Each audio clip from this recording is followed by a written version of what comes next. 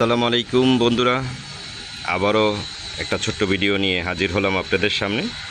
এর আগেও দেখিয়েছিলাম বরবটি বা লুইবা, যাই বলি না কেন, সেই সবজিটার কথা। সেই সবজি নিয়ে হাজির হয়েছিলাম, আবারও হাজির হলাম। যেখানে ইতিপূর্বে দেখেছেন অনেক পিঁপড়া ছিল। আমি একটা কাজে ঢাকার বাহিরে ছিলাম বেশ কিছুদিন, সেখান থেকে এসে দেখলাম গাছগুলোর অবস্থা পিঁপড়ায় পুরো ভরে গেছে। আমি সেখানে দেখিয়েছিলাম যে কিছু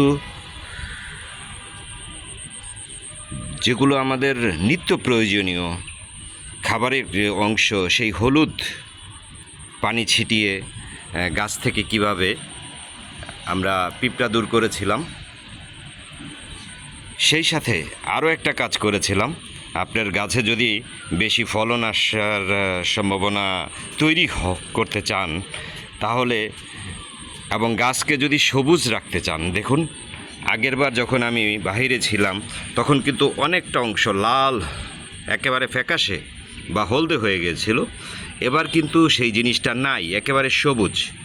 এজন্য একটা কাজ করতে হয়, সেটা হচ্ছে আপনারা নিজেরাই পারেন আপনাদের প্রয়োজনীয় নিত্য প্রয়োজনীয় অংশ থেকেই আপনারা পারেন গাছের পরিচর্যা করতে, গাছকে নতুন করে সবুজের ফিরিয়ে আনতে। সেটা হচ্ছে যদি আপনারা